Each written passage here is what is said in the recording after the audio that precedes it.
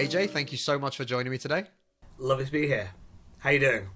Good, thank you. Good. I think you're one of the first guests to actually ask me how I'm doing as well at the beginning of a podcast. So thank you for that. Really quickly, AJ, before we jump into what we're going to be talking about today, who are you? What do you currently do? And what was your journey like to get to where you are now? So, I'm AJ. I started life as a musician, believe it or not. And I did that for a few years, didn't really make any money doing that. And so I moved back from London to Bath, where I'm currently based. And I kind of fell into digital marketing as a way to be entrepreneurial and also not have to go get 9 to 5. And so the last kind of 10 years-ish, I've done everything from starting an ebook publishing company to an online jewellery store to building out affiliate sites, which is what I do now, which has then led me to another current project that I'm working on, which is helping SMEs with content creation and content creation strategy. So yeah, so that is me in a nutshell. So many things to unpack. Yeah, exactly. I guess I'm more of a generalist than somebody that specialises in something. But I guess that's entrepreneurship for you, isn't it? Absolutely. Well, I think there's quite a few things that you mentioned there which do sound pretty interesting. So, well, let's start a little bit at the beginning. But you mentioned, obviously, as you got into digital marketing, not wanting to go back into a 9 to 5. You mentioned there that you did an ebook publishing company. Correct. Tell us a bit about that. So I've been teaching guitar for 15 years now, thereabouts, and so I just kind of created 30 guitar ebooks for Kindle that are still live, still able to buy. You can go to AJSaunders.com and buy them. Just a little plug. So yeah, so that's really, really exciting, and also I think for me it was eye-opening to think that I could create something that was 20 or 30 pages long, put it on to Amazon, and I'll get emails within the next year or so from America, Australia, UK, people saying how amazing the books were, or asking me questions about what I was teaching, and so that was amazing, and that kind of solidified. Well, that kind of proof of concept that you can actually earn money online. And then from there, I started a blog to do with that, and it didn't rank for ages, and I've kind of figured out how to get that to rank, and how to write blog posts that actually were engaging, and I started to get lots of comments on that. And I actually wrote an article on how to build a guitar effects pedal. It's really, really technically really boring. And since I wrote that, probably like 4 or 5 years ago, I got emails from people all over the world with actual photos of what that person's inspired them to build, which is just absolutely incredible and absolutely mind-blowing, because you're sat in your house writing these posts and drawing up these diagrams thinking it's all stupidity, and then it's absolutely incredible when you get these things back and you think that's pretty cool. That's awesome. But literally, like, the best bit about that story, as far as I can tell, is you've been doing all these bits. There's a lot of people that would have gone straight to produced an ebook about how you can create ebooks and make money from them without actually doing the first part. Right, so right. That's quite interesting in the sense of, and again, so you've still got these books up for sale. I'm guessing you're still getting people that are buying these things and that are actually... people are still buying. I still make probably about $30 a month off of that, which isn't an amazing amount of money, but it's still since I haven't done anything for that business for probably 6-7 years. Fantastic. It's so amazing, that takes right? us then through to... So you went from... I need to try and get this story straight now. So you went from exactly. guitar ebooks. Yeah. You then did a diagram of how people could build a guitar pedal. I'm going to call it that. And I'm sorry for anyone who plays guitar. And please do. Possibly butchered that. But you then said an online jewelry store? Sure. So I got fascinated with trying to buy stuff and sell it on and make a living that way, make profit into the markup. So I did some really, really stupid things, like I bought discount wallets, like a whole box of them, and sold them and resold them on eBay, and didn't make any money. And so I was kind of searching for what could I mark up at a sensible amount that had margin and had the capability of actually being scalable. And so for me, the logical thing was jewellery, because it had a high ticket price. The markup is generally around kind of 2.6 to 2.8. And so there's enough margin to market it properly, and you weren't having to kind of you can always reduce your margins and discount and sell that way, but you wouldn't. The margins were healthy enough that you didn't lose money. Which, yeah, I guess the one thing that I learned from that business is margin control. And so that was really, really interesting. So I helped launch in the UK Maserati watches. I was the first person to sell Maserati watches in the UK. I did a jewelry brand from the Netherlands, I think, or maybe Belgium. A Swiss watch brand that's historic. I think I did an American brand called Bearer Orology, which is like by two Italians that moved to Florida. Again, so yeah, so it's really, really exciting. But I didn't realise, and this is kind of the kicker, is people buy jewellery for two periods of the year, which is Christmas and Valentine's Day. Right? And the rest of the year? And the rest of the year you sit there hoping and praying that the phone will go, someone will ask you a beautiful question that leads to a sale, or someone will, or enough traffic will convert that you make enough money to pay the rent that month, right? And so, yeah, so I've realised within kind of 2 years that it was great fun doing all this exclusive stuff, but yeah, 2 periods a year, and then you get a smattering of gifts and a smattering of people buying watches throughout the year, but it was never enough to really scale to the point that I wanted to get to where I could sell it for millions. But so that was an interesting lesson. I guess my whole career can be summarised as the Churchill quote, which is success is going from one failure to another without losing enthusiasm. I think that's kind of. And it's a great quote. It is a great quote, but I think it's so apt, isn't it, to what both of us do on a daily basis.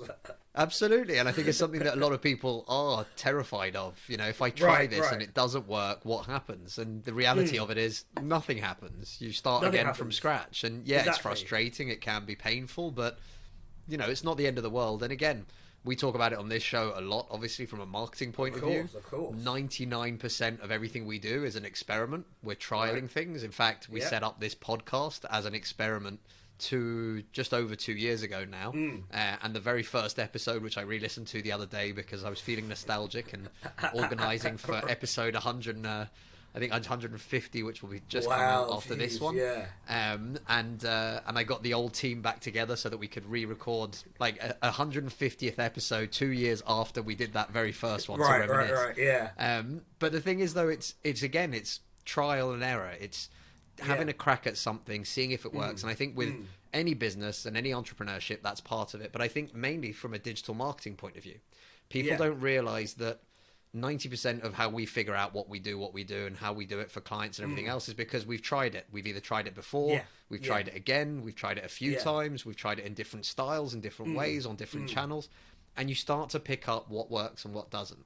And like you said as well, and I think this is really important, everything you try, it's not a complete total loss because, like you mentioned, that business taught you margin control. The business before that, makes you realize what you can actually achieve with the online and how you can build communities and how you can get that engagement doing nothing 6-7 years later.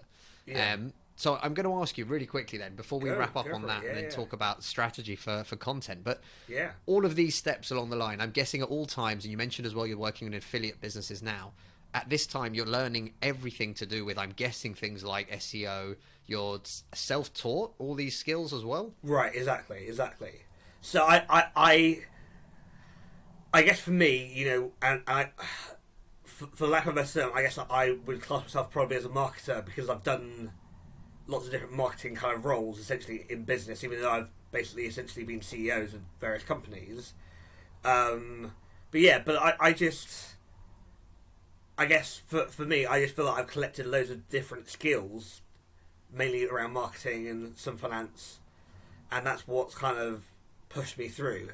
And so, even if things haven't worked out, I've probably walked away with either a better skill set or new skills that I'm definitely using now, or can call upon in when I deal with clients, etc. And so, so I don't see, I don't necessarily see what I've done as failure, even though I haven't succeeded. But I see it as a way to generate skills that will help me in the next stage. Couldn't agree with you more. And again, I've been doing this now for 13 years in September. Yeah. So 13 years. And it's still up and downs, and you have great days and you have bad days, and you learn, and some days you think, wow, why do I do this? Yeah. Occasionally I have a glass of wine and I think I miss the days of a solid paycheck from somebody else's bank account rather than from our own. But it is all part and parcel of it, and like you say, you do learn, and it's a big challenge as well. So I'm wondering how you kind of got around this, but as CEO or as the person who starts, the founder of a company or anything else, you obviously have to wear a ton of hats. And marketing invariably falls into that and is one of those hats that we all have to wear when we're starting something new. Of course, yeah. What did you find hardest about getting started in these sorts of projects? Was it the sort of the learning or the researching and figuring out what to do, or was it actually finding the time to try and implement everything that you were doing? So, I think a lot of it is time management. Because I think it's easy to kind of get overwhelmed by the tactical, and often it's not about the tactical, it's about trying to be strategic with the tacticals that you kind of follow through. And so I've learned, again, trial and error, for me it's about having daily minimums. So I have like 3 or 4 things that have to get done each day, and after that then it's, well, what other tasks on the general list can I get to? And so for me, it is about prioritization of trying to think, what is the central goal? And so for me, the central goal is always revenue, because then you try and keep your costs low to get a good amount of profit. And so, it all comes back to how can I find and kind of communicate with customers effectively to get customers in, so I get revenue, so I can have enough profit to keep the lights on. It's an interesting one, because you mentioned there so I used to refer to it as the MIGs, the most important goals for the day. Right. And in its most simple terms, most people, and by the way, I'm the first to admit this, and if you're watching this on the video version, I take notes. Every call I have, I take notes. I have to-do lists. I have ideas lists. I come up with crazy ideas. I draw things. It goes a bit. Yeah. It's probably a very interesting insight for a psychiatrist to look at one day, hopefully when I'm long gone, so that it's not embarrassing. But the reality of it is, though, what you said is that if you every day you start with a list of 25 things that you're trying to achieve, the chances are you'll probably achieve none of them. There's very few people I know that can start a day with a 25 point to-do list and get through that from start to finish. Yeah. But the most important goals and the MIGS idea of it comes from a bit of the, eat your own frog. And again, phenomenal concept for anyone who doesn't know it, but starting by the things that make the biggest impact, or the things that are the most important, not necessarily urgent, but most important, the things that are going to have the biggest impact in your business. And I think that is absolutely huge for anyone listening. I'm wondering, AJ, can you give some people like the examples? Because you mentioned, obviously, for you, one of the important things is revenue. But what might some of your sort of most important tasks for that day look like? Sure. So, I guess just to backtrack slightly, the thing that I've realised as well in the last kind of 2 or 3 years is actually consistency wins the race, right? More so than being everything for everyone. So for me on a daily basis, because I run an affiliate site, I try and write a piece of content, and I try and do some internal and external link building, right? And so those 3 are the main 3, and then I do a little bit of social, which is kind of my extra. If I get 5 minutes here or 5 minutes there, I don't post on social every day, and then things like PR requests are on top. But so my key 2 things are links and content every day. Fantastic. And again, like for everyone and for each person's business, we say this to everyone, and for client wise or otherwise, but setting yourself a realistic and achievable, a smart goal, I guess, more than anything else, but having that achievable kind of goal. So we've done crazy experiments like 100 blogs in 30 days as a team of 4 people at the time. That was killer. I don't recommend anybody to do that. No. And the poor guy who was helping us with SEO at that time hated us, as you can imagine. We succeeded. We finished. We were all very tired. But actually, I think it's much better to say, we're going to be publishing a weekly blog or a monthly blog if you can't do a weekly. Own it, and it's fine. And a monthly blog can turn into a weekly, it can turn into a bi-weekly, it can turn into once a day, it can turn into whatever it wants. It can even go the other way and become a quarterly update blog, whatever you want. but setting a realistic thing, because we don't all have the time. And again, your business is very much online, so is mine for obvious reasons. But actually, for people who are running a shop or a store or retail or a restaurant, whatever it might be, that experience is very different. You know, as an entrepreneur, you've obviously probably dealing with 100 other things. But I think setting that realistic goal, and almost, I like to look at it as sort of setting a contract with myself. Like, I'm going to do this. And by the way, I'll have periods. In fact, I'm in a period right now where I haven't written any content for our Social Link website for a while. I put my hands up, and I will be the first to admit, you know, these things happen. We've been ridiculously busy. We've got changes happening in the business. We've got changes happening with staff members. We've got new people joining, some people leaving. There's a lot going on, and the day-to-day is quite exhausting. Yeah. The podcast is the same kind of thing. You know, this all takes time, effort. Yeah. You just keep adding it, and at one point we were a 2-episode-a-week show. Now we're just 1 episode a week, and we're focusing more on it. But by the way, the results that come from the consistency are sometimes better than trying to do just more of it. And I think that's a real key part for people to understand. I think the other thing is if you set yourself a low bar to get over every day, when you have a great day and you're feeling, you know, super pumped and everything's going really, really well, then you fly. Whereas if you have a bad day, you still can go, right, I just need to achieve this, and that's good enough for today. And I think that's releasing, because you don't have these days where you feel scatterbrained and everything kind of hanging around and you don't get anything done. Even on a bad day, you still get something achieved that pushes everything forward. I think that's so important to set daily minimums, you know, because then, you know, so, for example, at the moment, I have my mother here. She lives in France, and she's had to come on quarantine with me, so I'm getting disturbed every 5 minutes, right? And so, I don't mind saying that, because she won't listen to this. Right? But so again, I'm drawing back into my daily minimums and going, okay, right, what is the minimum that I can achieve? Just keep everything ticking over, and then when she's, you know, out, or when she's working herself, or when she's, you know, seeing friends, you know, then I have the extra couple of hours where I can work late, and I can then say, right, what other things should I have done that I can now crack on and do? You know, but everything is still ticking along, and I don't feel the pressure of falling behind. It's really interesting you say that. So we were going to talk, by the way, for everyone listening, we were going to talk about content marketing strategy, and I promise we will come back to that at some point. We will, yeah. But I'm actually really enjoying this convo, so sorry, listeners. Hopefully you are too. The real big thing about this, though, and you mentioned the kind of, you know, your daily minimums, and when you do smash them and you're feeling great and you're having that pump there, you're right. Yeah. You kind of multiply by 100x what you can achieve, because you're just suddenly on fire. Like, everything you touch just works, and you're feeling great and pumped about it. The hard days are the bad days, right? The days where you wake up and you've got next to no motivation. And it's really interesting. Like, the concept is very simple. I've done this in the past, and I still do it today.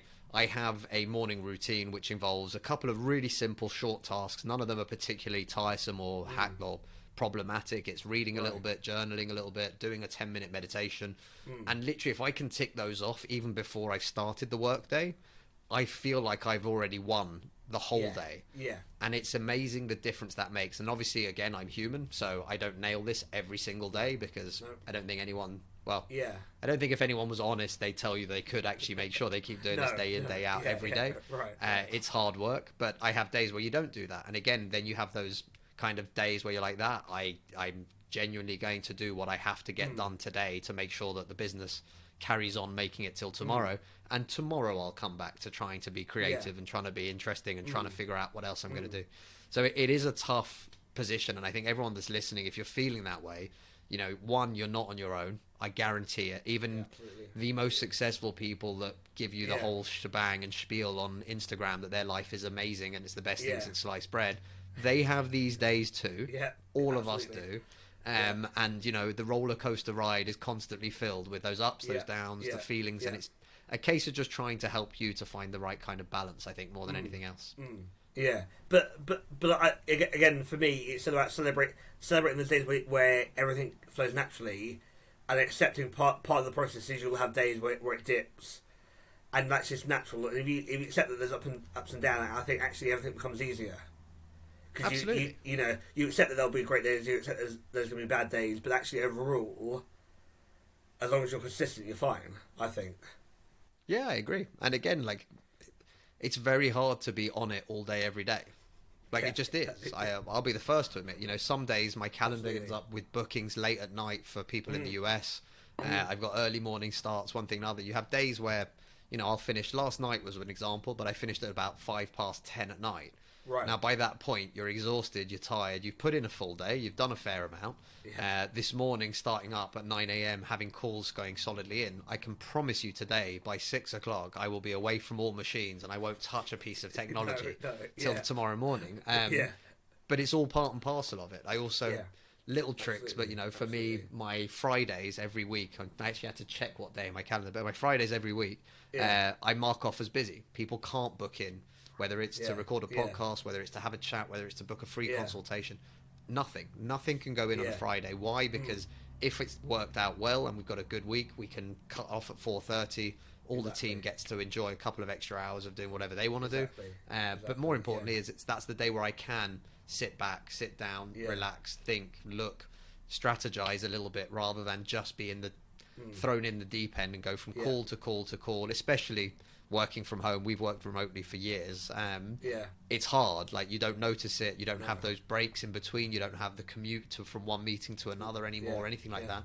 So it's just all day, every day. So anyway, that's it. We've talked more than enough about entrepreneurship, and if you're thinking about leaving your job, think really hard.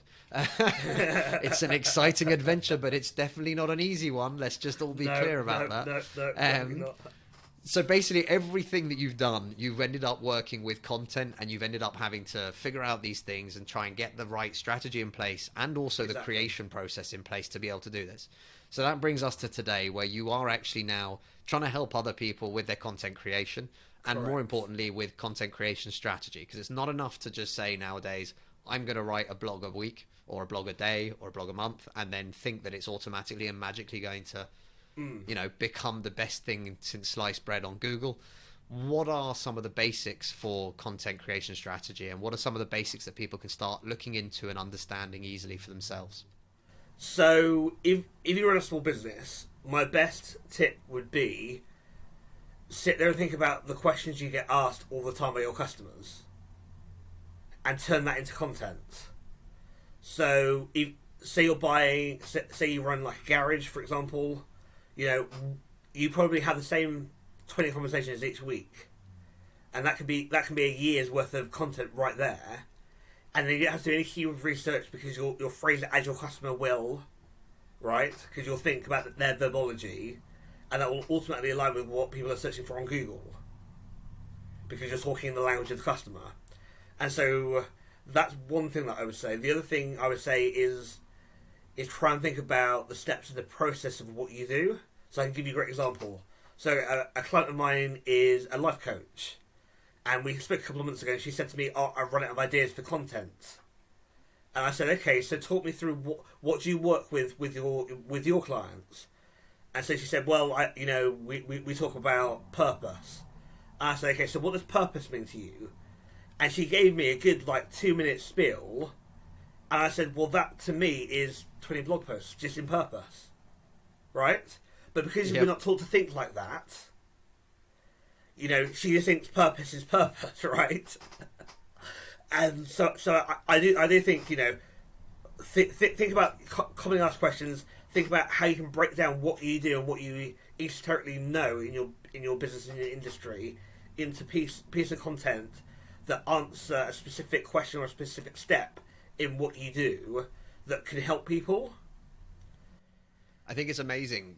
You've mentioned it there. The two parts of this is amazing. One, your customers. Talk to your customers, or if you run a SaaS platform and you get 100 support tickets a week, look at those. You'll find the frequently asked questions, and those literally can create a ton of content. You're completely right. Absolutely. The second thing, what you mentioned, who are you and what do you do?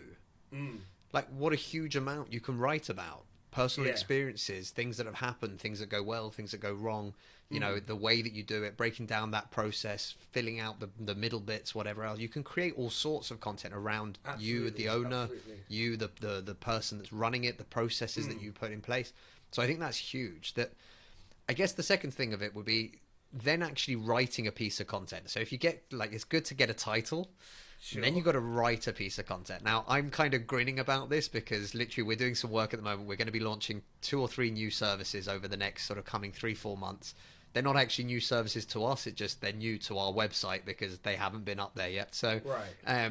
But basically, we started doing a lot of research at this stage to pull in together what the leading articles are doing, the way that they're breaking it down, the subtitles that they might use, the way that they've kind of positioned their articles. Yeah. And what we're trying to do is get the most info that we can to understand the best way to present this, not just for the user and how that breaks down, but also obviously for Google. If these guys are ranking highly, and obviously backlinks and everything come into play. But we're also looking at it in the sense of purely from a content point of view, what is working on Google? What do you say about that, and what are your thoughts about that? And how much of this have you done, I'm guessing, over the years as well? So in the last 3 years, I've written over 1 million words of content.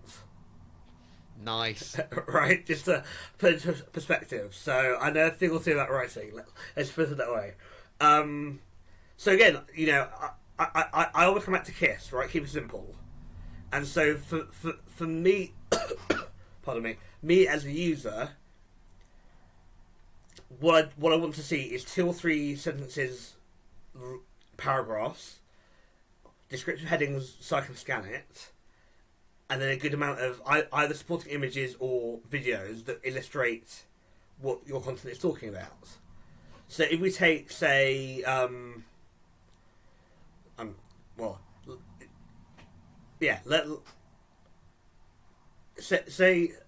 say you own a garage, right? And you know, one of the most common things you do is wheel alignments, right? Nice and simple. You could write, you know, the top 10 ways to you know, the top 10 things to look for to know that your wheels need aligning. Perfect title, well, good title. And then it would be a matter of just saying, hey, right, what are the 10?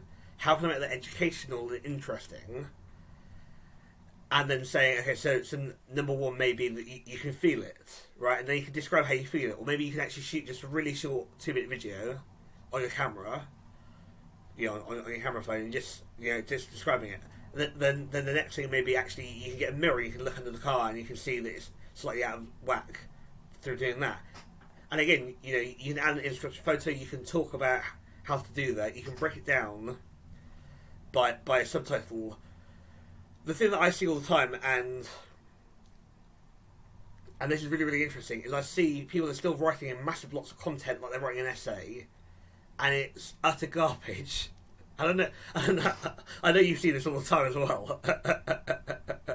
I don't know what you mean. This doesn't sound right at all. People that have brought, you know, GCSE English to their content marketing, or maybe even A-level English, we're taught to write, you know, these long ass big descriptive things, right, exactly. And because people are always worried about word counts, this is something that's huge as well, actually.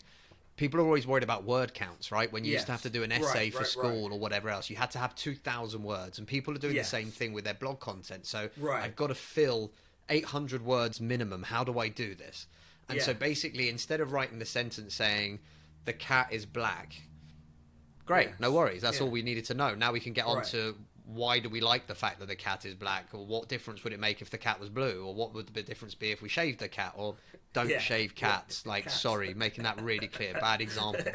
But the idea behind it is that, though, right? Don't use 500 words when 200 words will work. You know, you've got different things to add to get to a word count if you want to make something longer. Talk about different parts of it, different opinions on it, different sides of it, different views of it, how not to do it, whatever you want. But don't make massive paragraphs because you feel like you need to use 30 words instead of using 3. And I think that's something that's really important. And I do think it's kind of ingrained in us from the olden days of being, and I say olden days for me now, like nearly 20 years ago since I finished school. But that shit follows us whether we like it or not, right? Absolutely, you know, and there's some people that bring it into email as well, where you'll receive an email that's like 19 pages long or the equivalent. You're like, that don't do this. No. Like 4 bullet points, I'm happy. I get the picture. Move on. But I also think you touched on a really, really important point, and which is the types of copy that people write as well.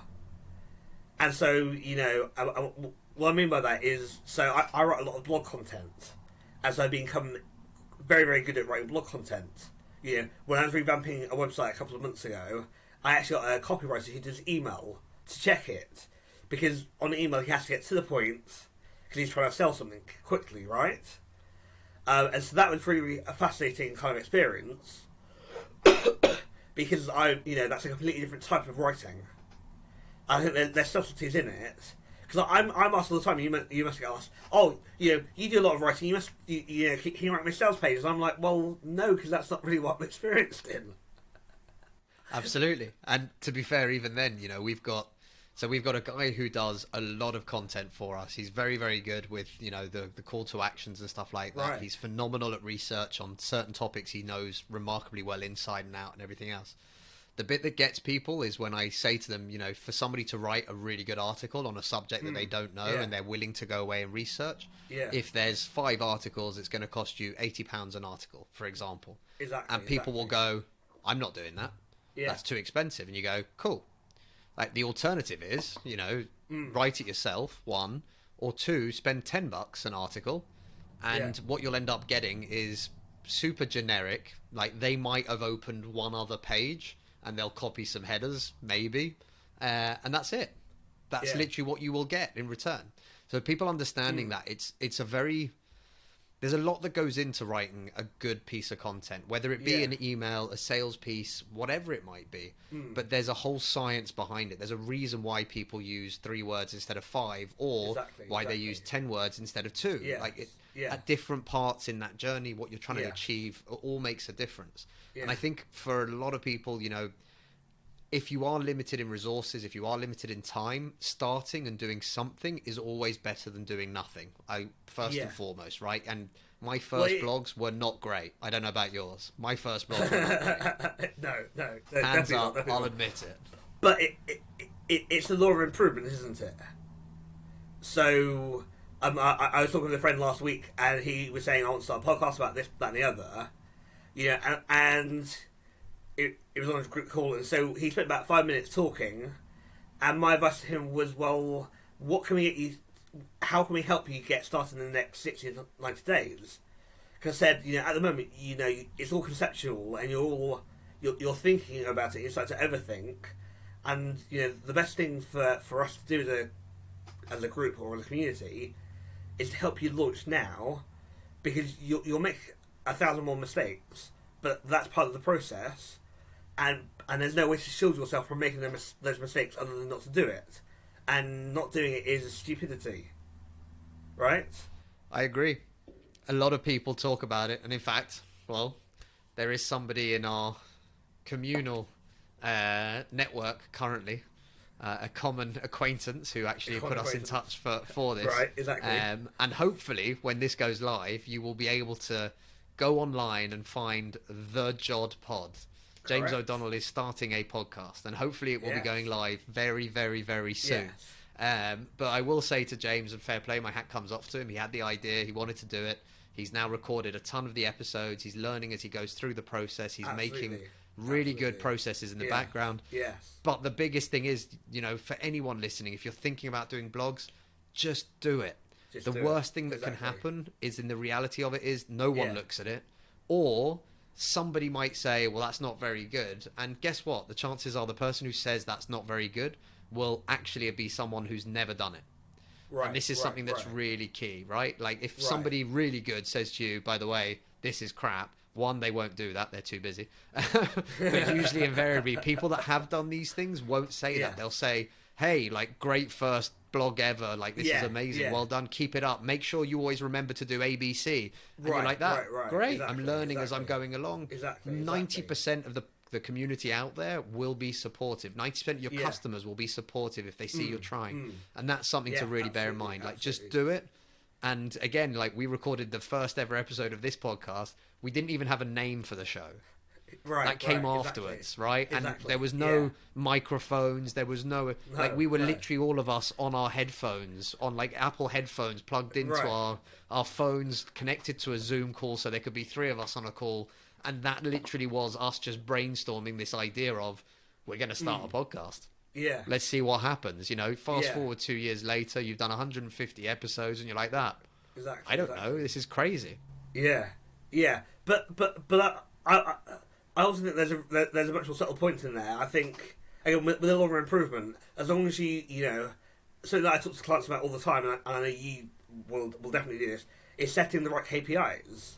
And so you know, to me, setting 2 or 3 KPIs that you monitor every day or every week or every month is far more powerful.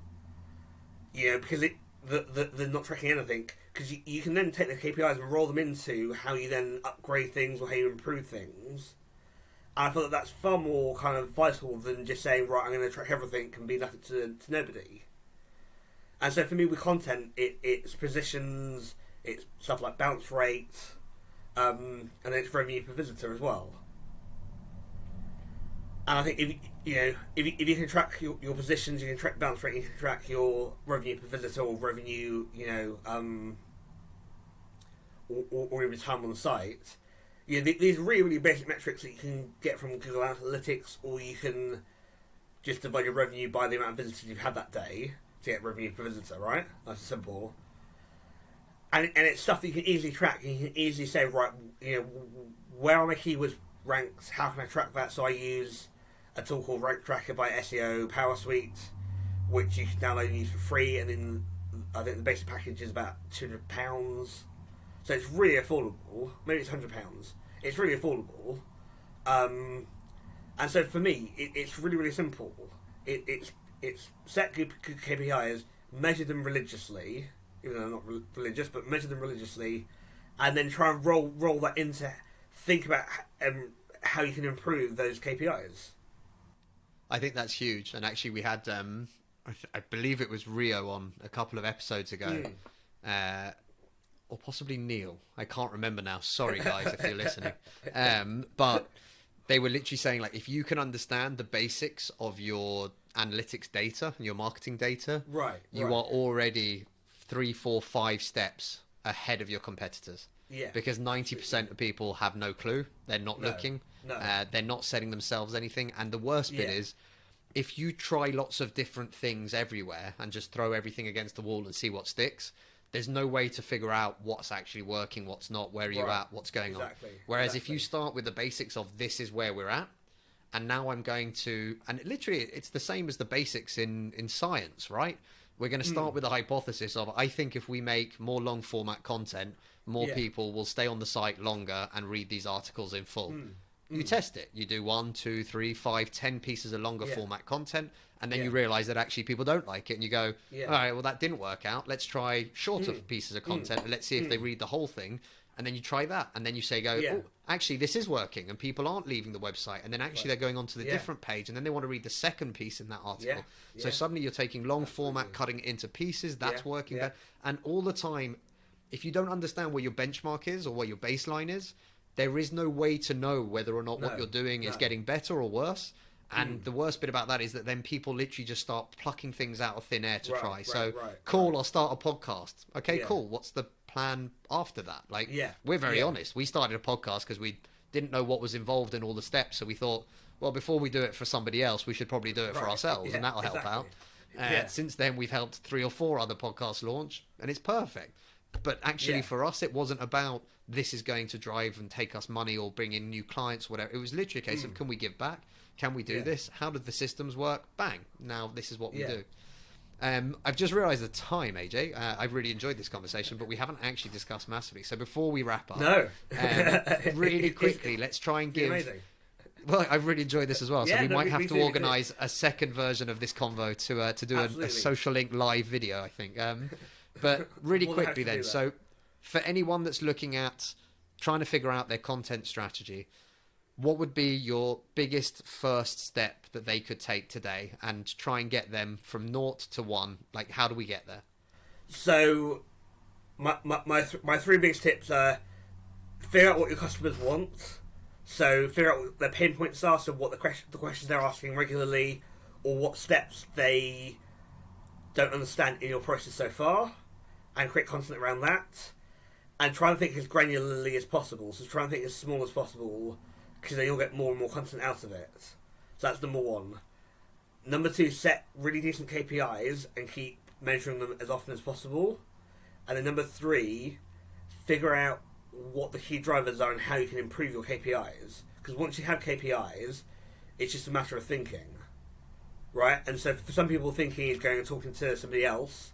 And so, because you mentioned Jod to me is one of the most incredible people in my network because he has a completely different perspective than I do because he comes from a completely different world. And so I can phone him and say, right, I'm struggling with this. And actually, I was struggling with something once, about 6 months ago, and so I jumped on the call with him, and he looked at what I was doing and said, I was saying, yeah, should I start doing more Twitter? He jumped on the call with me and he said, Pinterest is working really really well, but what you're doing isn't you haven't got a correct market fit. Go away and figure that out. And so I went and figured that out, and now instead of getting a handful of impressions on my pins, I'm now getting 30, 40, 50, 60, 80 per pin.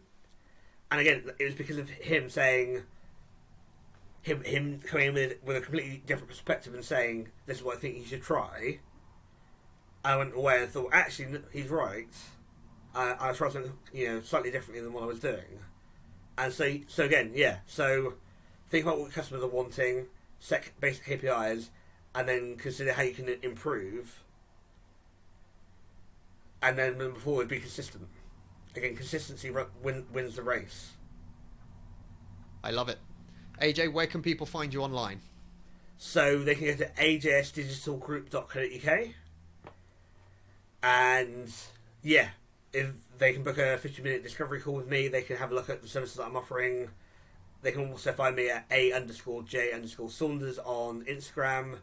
And as long as you're not creepy, I try and answer as many pro messages as possible. So if you have something quick that you want to just get an opinion on, yes, please send me a direct message. Perfect. AJ, thank you very much. Thank you.